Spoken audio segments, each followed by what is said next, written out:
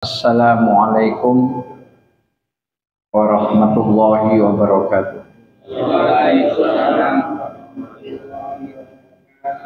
Alhamdulillahi wahdah, sadaqa wa'dah, wa nasara 'abdah, wa a'azza jundah, wa hazamal ahzaba wahdah. Asyhadu an la ilaha illallah wa asyhadu anna Muhammadan 'abduhu wa rasuluh, la nabiyya wa la rasula ba'dah. Arsalahu bil huda wa dinil haqq yuzhirahu 'ala ad-din kullih wa kafa billahi syahida. Allahumma shalli ala Muhammadin wa ala alihi wa sahbihi ajma'in, amma ba'd. Qala Allah ta'ala fi kitabil karim, a'udzu billahi minasyaitonir rajim, ya ayyuhalladzina amanu taqullaha haqqa tuqatih wa la tamutunna illa wa antum muslimun. Fa inna asdaqal hadits kitabullah wa khairul hadi hadi Muhammadin sallallahu alaihi wasallam wa syarrul umuri muhdatsatuha wa kullu muhdatsatin bid'ah, amma ba'd. Bapak-bapak jamaah maghrib dan juga mungkin jamaah isya Masjid Nurul Fuad Panjang, Bandar Lampung yang dirahmati oleh Allah Subhanahu wa taala. Tidak lupa dan tidak bosan-bosan kita panjatkan puji syukur kehadirat Allah Subhanahu wa taala. Kita sekarang memasuki bulan Safar ya. Yang penting bulan Safar. Dan bulan depan berarti Rabiul Awal ya. Rabiul Awal berarti bulan kelahiran Nabi besar Muhammad sallallahu alaihi wasallam. Salawat dan salam semoga tercurah kepada Nabi besar Muhammad sallallahu alaihi wasallam. Beliau seorang nabi dan utusan Allah yang suci, yang mulia, dan kita sebagai umatnya bangga karena agama yang kita anut adalah agama yang orisinil. Kitab sucinya adalah kitab suci yang asli ya. Justru kita kemana-mana harus membawa kitab suci yang asli, yang bertuliskan Arab ya. Adapun yang terjemahan itu adalah tahap kedua. Jadi insya Allah hanya agama Islam yang kitab sucinya masih orisinil ya. Dari sejak turun pertama kali sampai sekarang tidak berubah. Para jamaah sekalian, pada malam hari ini saya mengajak diri saya pribadi dan juga seluruh jamaah untuk senantiasa memanjatkan puji syukur yang setulus-tulusnya. Pertama karena masjid kita ini sudah baik, alhamdulillah, dicat ulang sehingga lebih cantik. Kemudian karpetnya juga sudah karpet yang mahal, yang bagus, yang empuk. Kemudian jamaahnya tambah ramai, ya. Tinggal kurang satu, bandrek. Ya, ini bukan nyindir, bukan, tapi tidak salah kan kalau dibagikan segelas bandrek itu. Karena ini hari Senin banyak yang puasa ini. Saya lihat tadi banyak yang buka puasa. Jadi kalau diberi yang hangat-hangat maka bagus sekali. Nanti entah kapan, saya tidak janji, ada buku yang menulis adalah seorang takmir masjid dari Masjid Al-Falah Sragen, Jawa Tengah. Ya, di mana masjidnya itu sudah masjid yang ramah dengan musafir. Beliau itu sedih sekali kalau membangun masjid, minta-minta di jalan, ya, minta-minta sama tukang, sama supir ya. Pas giliran supirnya, masjidnya sudah jadi, supirnya mau kencing di sini, toiletnya digembok, ya. Toilet khusus untuk kalangan yang sholat. Waduh, ini terlaluan ini. Ya.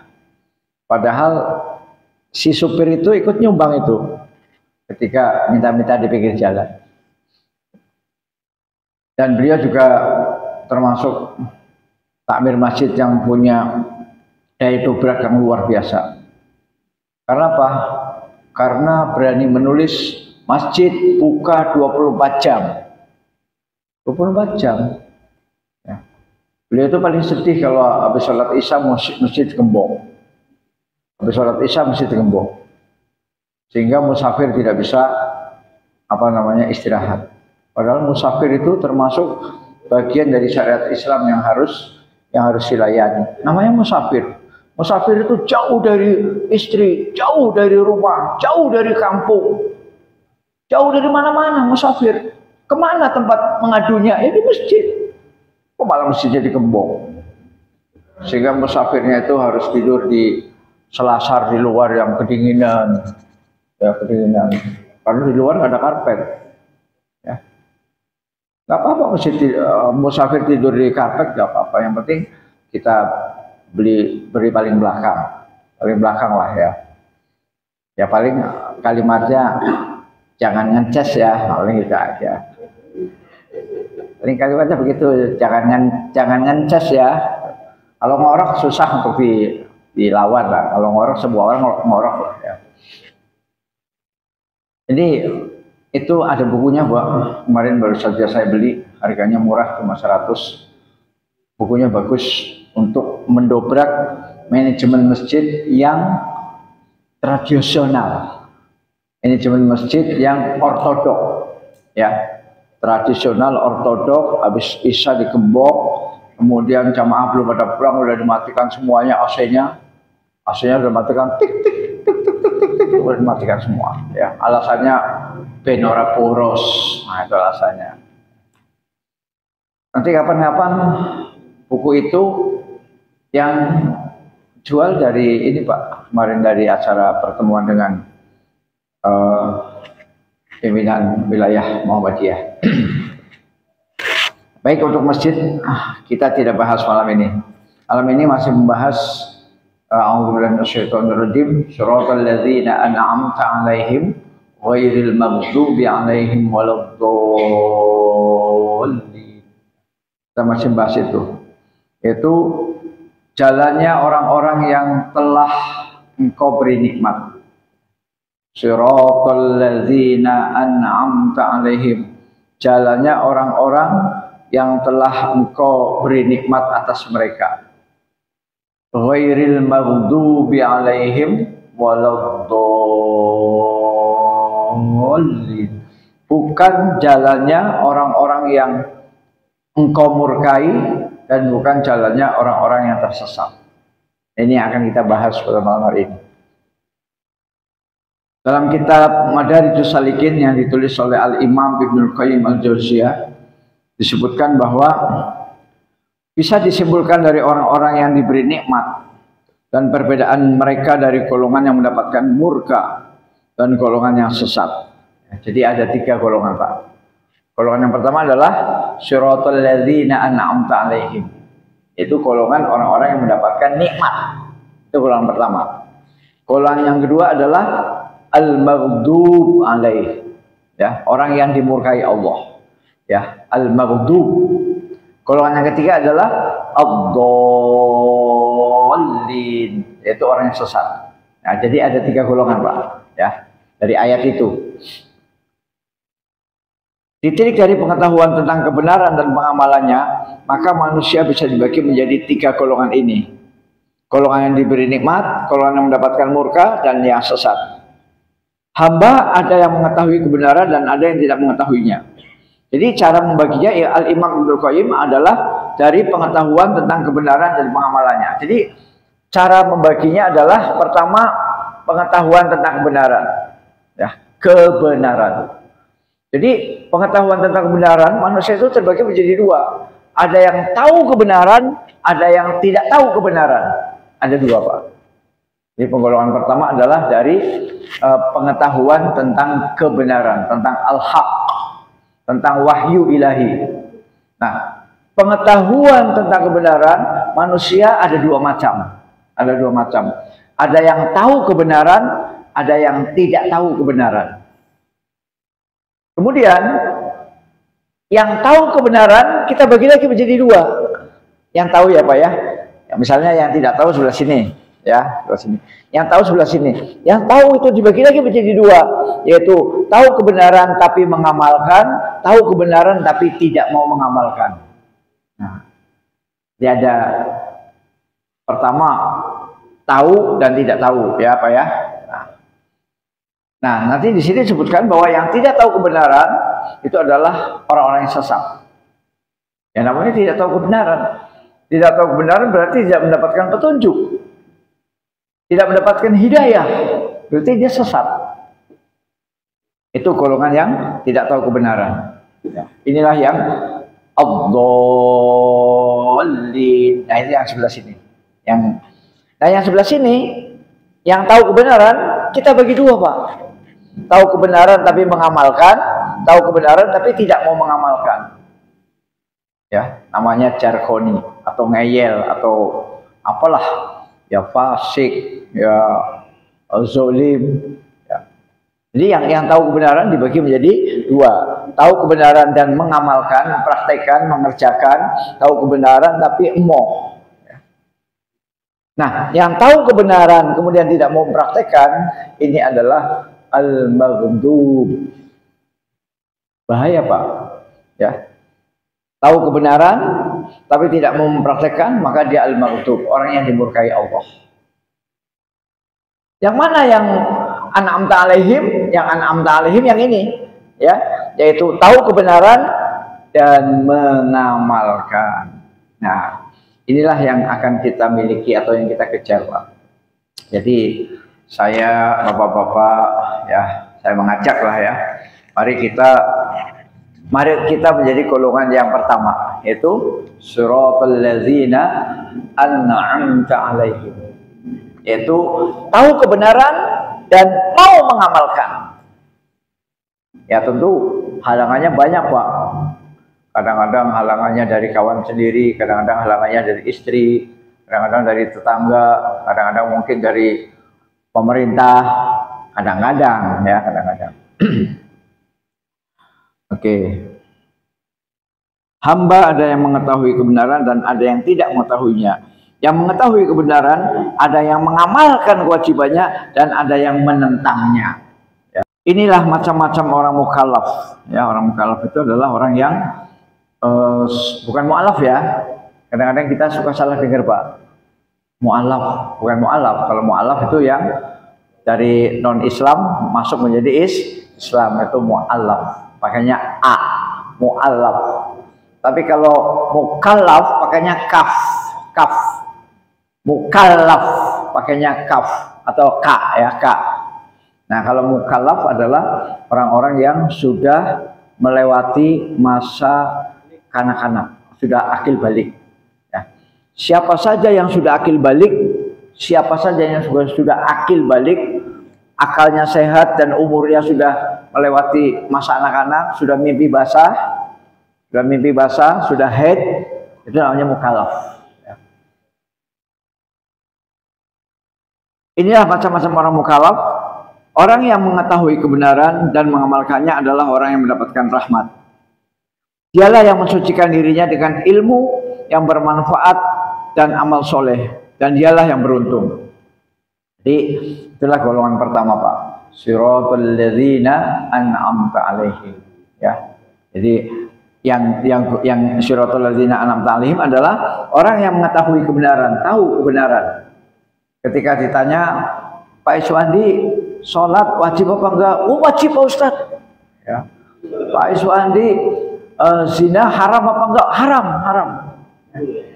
Pak Iswandi, mencuri dosa apa enggak? Dosa. Nah, itu namanya mengetahui kebenaran. Ya. Orang yang mengetahui kebenaran dan mengamalkannya, ya, sholat, puasa, zakat, haji, sedekah, infak, sholat sunnah, puasa sunnah, sholat tahajud, ya. Kemudian ketika ada harta lebih, kemudian diwakafkan, baik diwakafkan untuk sekolah, untuk masjid, untuk ekonomi juga boleh, Pak. Jadi jangan Bapak bayangkan bahwa wakaf itu harus untuk kuburan.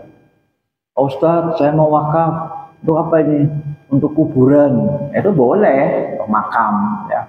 Apalagi di kota, Pak. Di kota ini kan nyari kuburan susah. Ya. Penduduk semakin banyak, kotanya nggak tambah lebar, Yang meninggal tambah banyak, akhirnya kuburannya cepat penuh. Betul nggak Pak? Betul. Ya, jadi kalau mau wakaf untuk kuburan boleh, boleh. Wakaf untuk masjid boleh, boleh. Wakaf untuk pesantren, untuk sekolah boleh. Tapi tidak hanya itu. Nah ini yang perlu digarisbawahi. Tidak hanya itu wakaf itu, bisa juga wakaf produktif boleh, ya. Yaitu wakaf sebuah gedung atau rumah, kemudian di situ ada usaha, ada usaha. Usahanya bisa toko, bisa rumah makan, bisa apa yang kemudian menghasilkan profit, menghasilkan fulus, profit. Nah, profitnya itulah, untungnya itulah yang nanti ditasarufkan, dipergunakan untuk kepentingan umat. Profitnya itu loh Pak. Profitnya bisa untuk membantu yang terjerat pinjol, bisa untuk membantu yang anaknya sekolah SPP-nya nunggak 2 tahun, bisa untuk membantu yang sehari hanya makan sekali, yang nggak bisa kayak kita 3 kali, makan hanya sekali, sudah kelaparan terus. Ya. Nah, dari mana kita membantunya? Ya dari profit, profit dari suatu rumah, suatu gedung yang di situ ada usaha yang jalan, Pak, ada usaha. Usahanya bisa macam-macam lah usahanya, yang penting yang halal. Toko sembako boleh, pabrik roti boleh, rumah makan boleh, apa saja yang halal. Nah, jadi wakaf yang produktif ini yang jarang dikenal oleh masyarakat, Pak, jarang.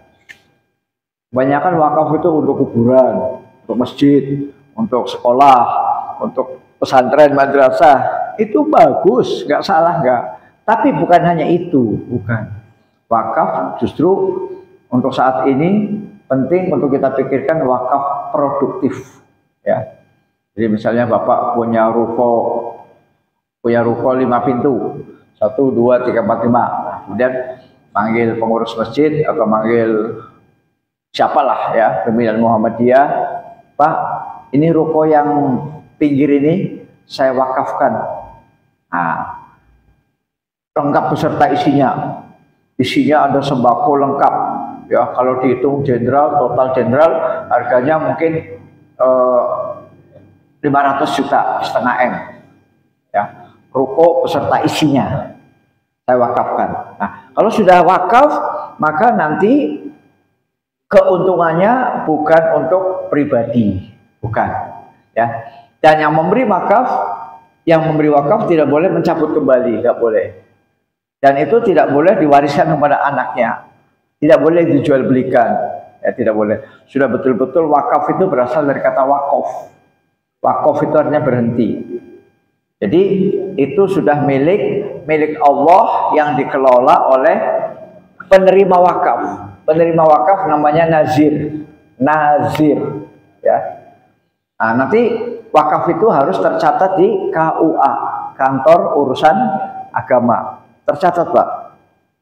Nanti ada aktenya, ya. AIW, akte ikrar wakaf. Yang membuat adalah Kementerian Agama atau KUA. Ya. Sehingga kalau sudah jadi wakaf, maka tidak boleh dijual beli, tidak boleh diwariskan dan lain-lain. Jadi yang memberi nafkah, yang memberi wakaf namanya wakif, ya, wakif. Yang mengelola wakaf namanya nazir. Ya. Pemerintah sebagai saksi. Ya. Nanti dikontrol terus.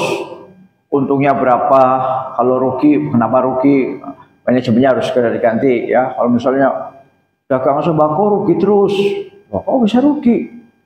Orang beli beras kan bayar, ini harus diperiksa terus, diaudit terus, ya, supaya jangan sampai rugi. Masa dagang rugi, ya. Nah, nanti keuntungannya digunakan untuk kemaslahatan umat, ya, untuk sunatan massal boleh, sunatan massal, untuk lomba azan boleh. Misalnya kita ingin mencari bibit-bibit muadzin yang suaranya bagus, merdu, yuk kita adakan lomba. Dari mana dananya? Dari wakaf, boleh. Untuk bantu yang pelunasan haji kurang, ya, Pak, saya mau haji nih Pak, tapi berhubung harganya naik terus, ya harganya naik terus, maka saya nggak bisa pelunasan ini. Bisa nggak dibantu dari uang wakaf? Bisa, ya, untuk membantu yang mau haji, mau pelunasan, tapi karena ketinggian harganya, maka dia nggak bisa melunasi.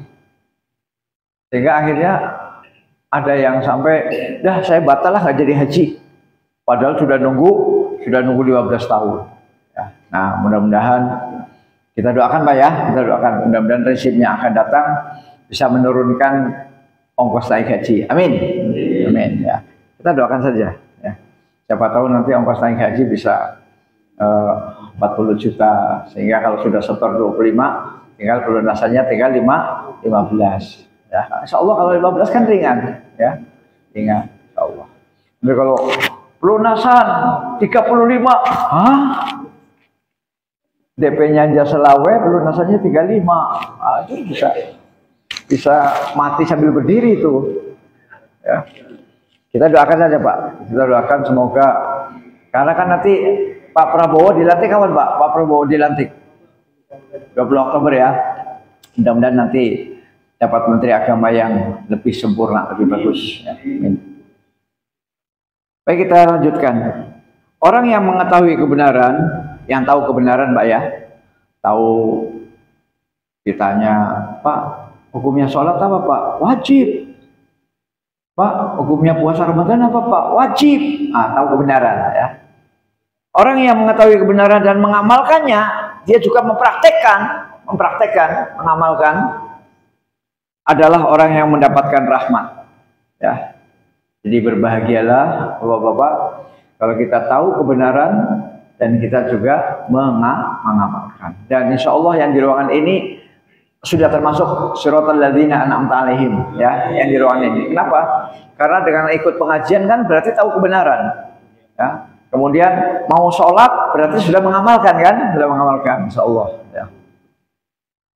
Dialah yang mensucikan dirinya dengan ilmu yang bermanfaat dan amal soleh. Ya. Jadi orang-orang yang alladzina an'amta alaihim, siratal ladzina an'amta alaihim adalah orang-orang yang mensucikan dirinya. Bukan sok suci, bukan. Bukan sok suci, bukan. Tapi mensucikan dirinya. Dengan apa? Dengan ilmu dan amal. Jadi Bapak mencari ilmu, Bapak mengaji, kemudian habis itu isi pengajiannya diamalkan, itu adalah proses pensucian diri, ya, tazkiyatun nufus, Jadi proses penyucian diri itu diawali dari ilmu, dari pengajian seperti ini Pak, dari taklim. Kemudian setelah taklim dengar, oh jadi judi online haram ya? Iya, udah kalau gitu saya besok nggak mau judi online lagi, ya, tinggalkan judi online. Sekarang lagi luar biasa pada Indonesia ini, luar biasa, gawat darurat judi online. Indonesia gawat judi online. Dan nanti merembes ke anak-anak berupa game online, game. Ya, game itu juga ada unsur judinya Pak, meskipun kecil ada unsur judinya, game itu. Karena dia akan terpacu untuk beli kuota kan. Kalau nggak punya uang, akhirnya nyolong, ya, mencuri. Jadi orang yang mengetahui kebenaran kemudian mengamalkannya, maka dia mendapatkan rahmat dari Allah Subhanahu wa Ta'ala. Dan orang itu berarti sedang dalam proses pensucian dirinya dengan ilmu dan amal. Jadi ilmu dan amal itu merupakan proses pensucian diri. Ya, sekali lagi bukan sok suci, bukan.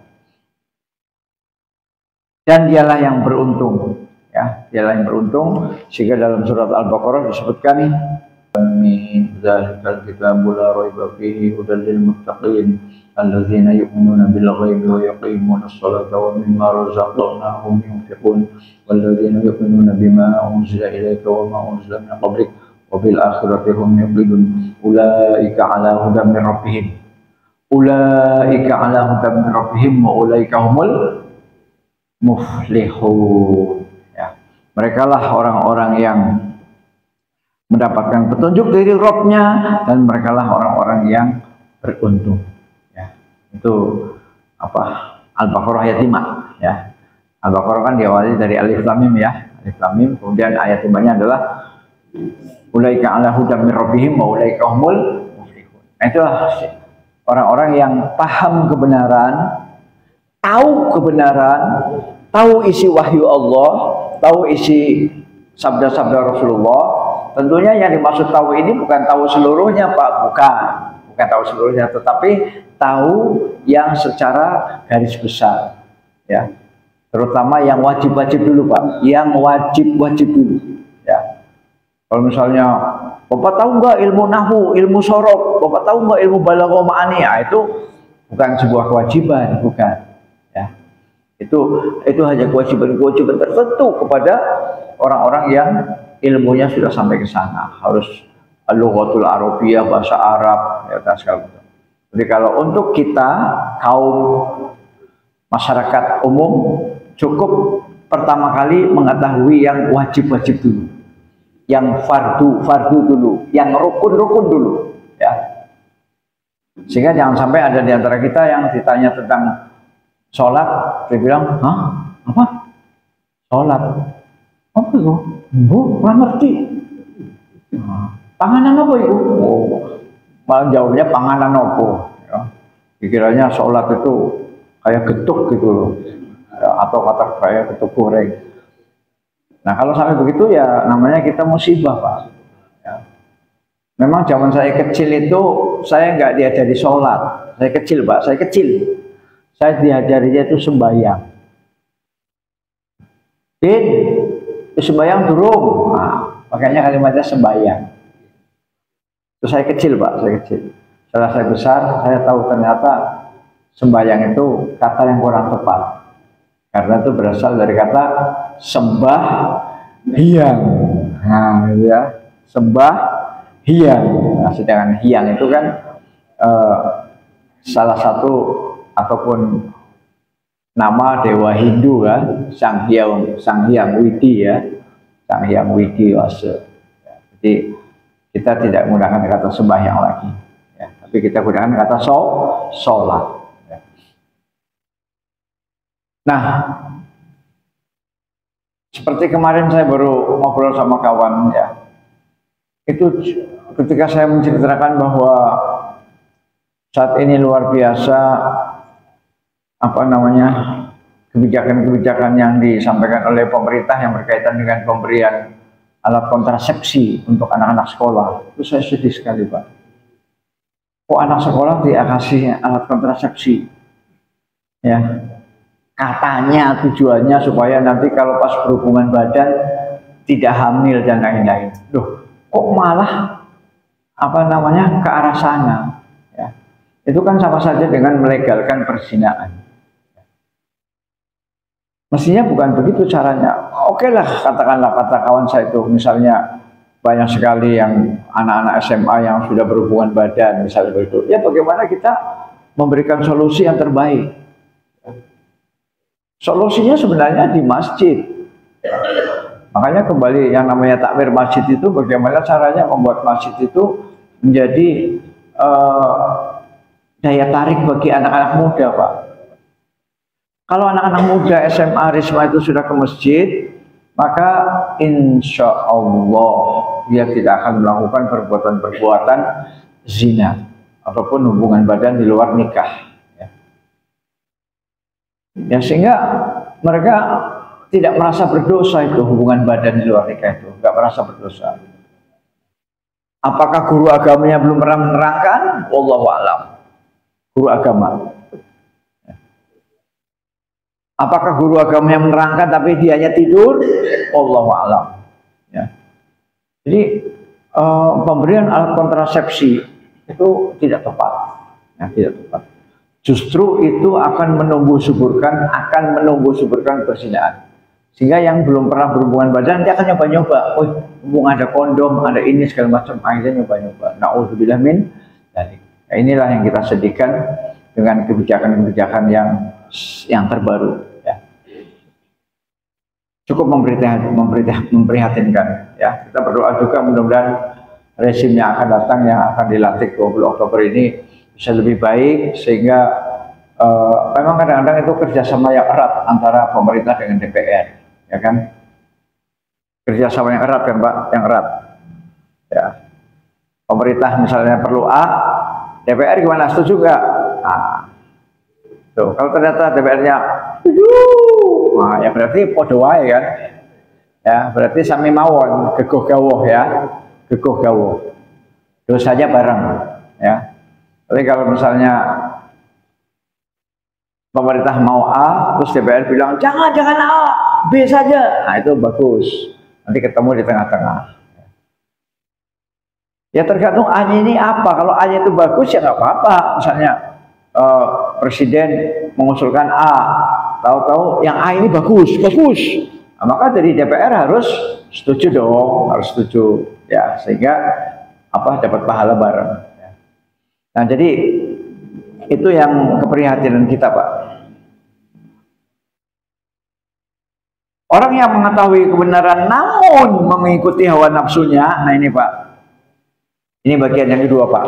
Yang pertama sudah ya Pak ya, yang pertama sudah mengikuti kebenaran tapi mengamalkan ya. Mengikuti kebenaran dan mengamalkan. Sekarang bagian yang kedua ini. Dia mengikuti kebenaran, tahu isi Quran, tahu isi hadis, sering ngaji, sering taklim, sering mendengarkan penjelasan lewat YouTube, dia tahu. Namun mengikuti hawa nafsunya, males saya sholat, saya puasa males, pengajian males lah, mendingan nonton apa gitu, mendingan main slot itu, slot. Ya. Mengikuti hawa nafsunya, maka dia adalah orang-orang yang mendapat murka. Ya, jadi makanya kita yang sudah tahu kebenaran berusaha untuk mengamalkan. Jangan sampai kita yang sudah tahu kebenaran kemudian kita dikuasai oleh nafsu sehingga menentang ya. Sholat nggak mau, puasa nggak mau, haji nggak mau, sedekah nggak mau, ya nggak mau semua. Ya, maunya yang hitam-hitam, yang hitam-hitam, maunya areng. Ya, yang hitam-hitam kan areng ya. Ya, maunya zina, maunya mabuk, maunya judi, maunya membunuh, maunya menzolimi. Nah, ini adalah orang-orang yang mendapat murka. Nah, ada lagi Pak orang yang konyol Pak. Ini Pak, jangan ditiru Pak, orang yang konyol. Yang konyol bilangnya gini, Pak Ustadz, kenapa saya sekarang malas mengaji? Kenapa? Karena saya kalau sudah tahu nggak mengamalkan, saya kan dosa, saya murka. Mendingan saya nggak ngaji sekalian. Nah, kalau nggak ngaji sekalian maka masuk golongan doli, masuk ke situ Pak. Kena semua, ya. Jadi ada yang konyol begitu. Mas, kenapa kamu jarang ngaji?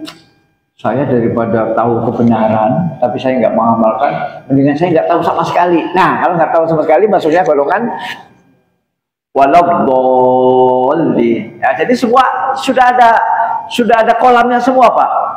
Kolamnya sudah ada.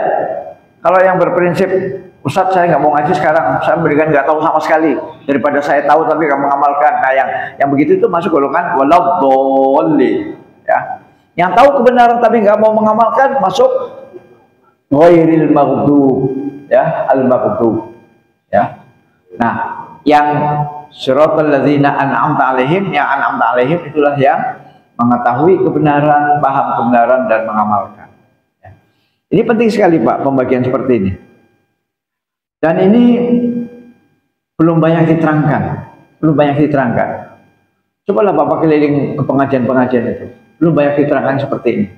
Maka saya mengambil dari kitab Al-Imam Ibnu Qayyim Al-Jauziyah karena beliau menyoroti dari dua pandangan. Pertama dari kebenaran dan yang kedua dari pengamalan.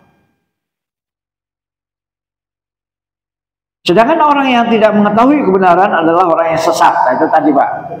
Orang yang tidak mau mengetahui kebenaran adalah orang yang sesat.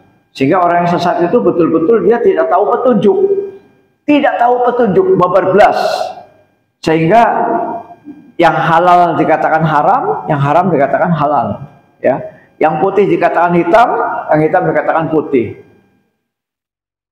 Ya, pokoknya nggak genah lah, nggak genah.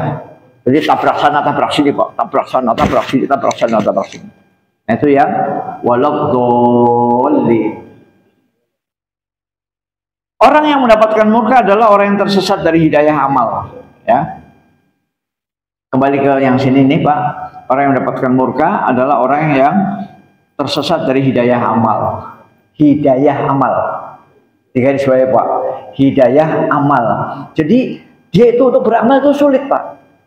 Secara teori dia sudah tahu. Iya Pak Ustadz, saya sudah tahu sholat itu wajib. Tapi kenapa ya hati saya belum tertarik dengan masjid? Nah itu berarti belum ada hidayah amal.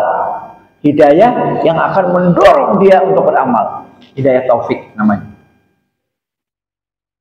Mas tahu nggak puasa itu wajib? Iya Pak Ustadz, saya tahu puasa wajib. Tapi saya kok berat loh Pak Ustadz.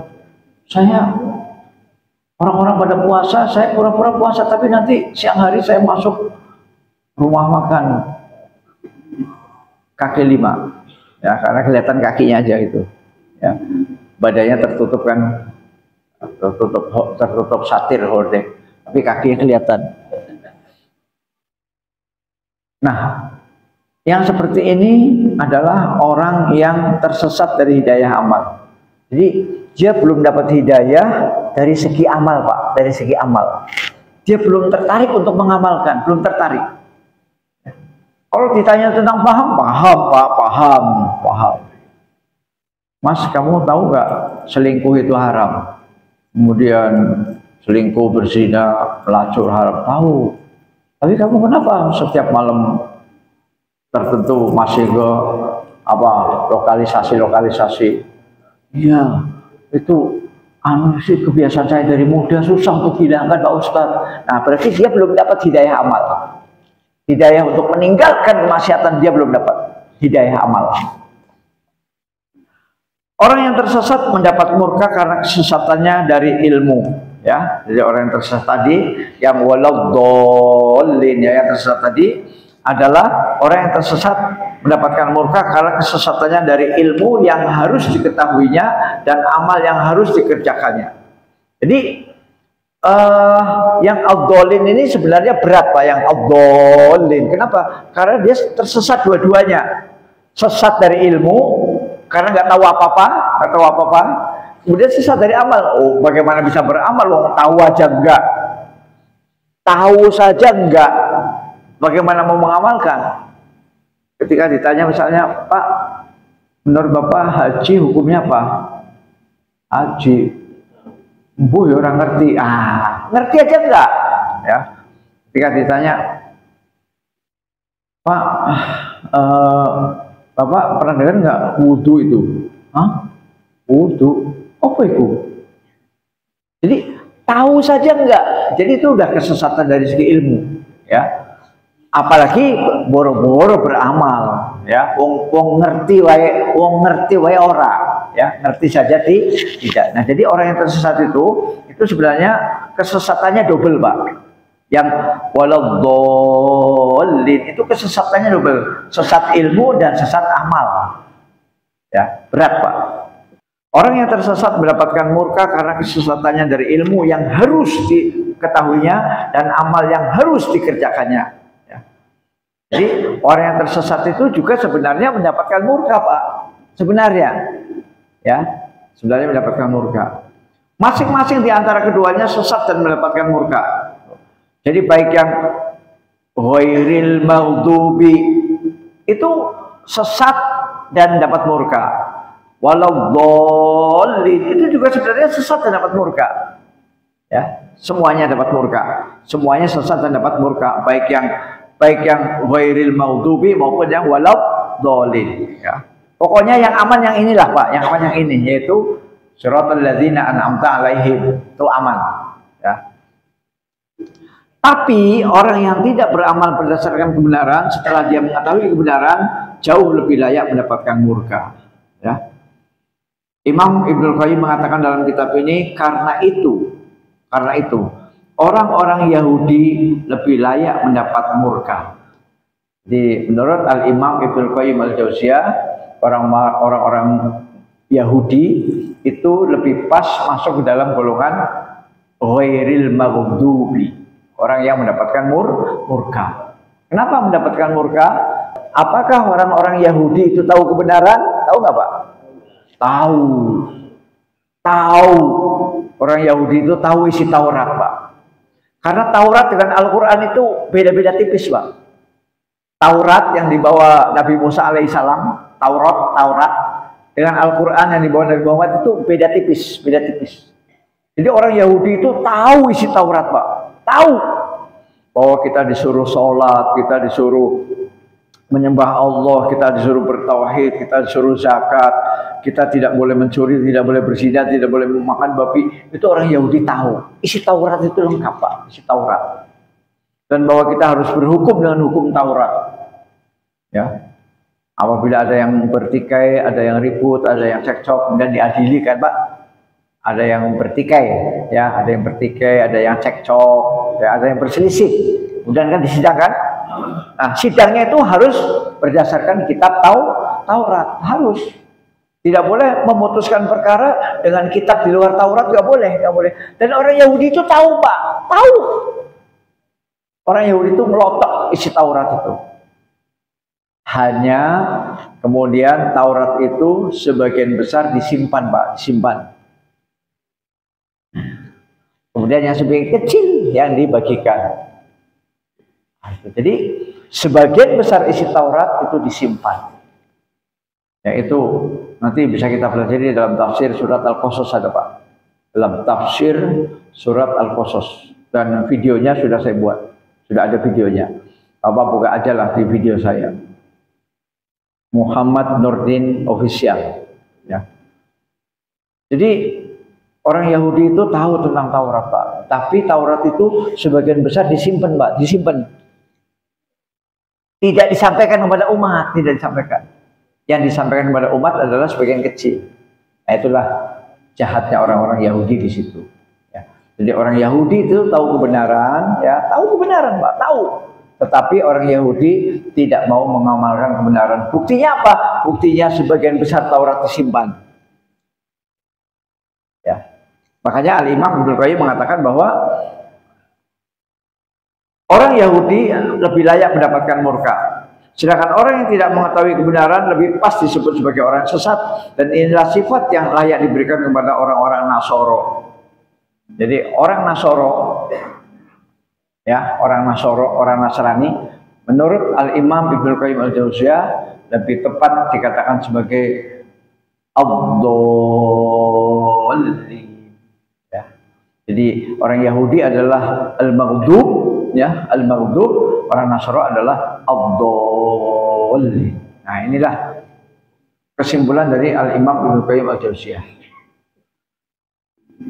Nah, ini dalilnya adalah surat Al-Maidah ayat 77. Al-Maidah 77. Katakanlah,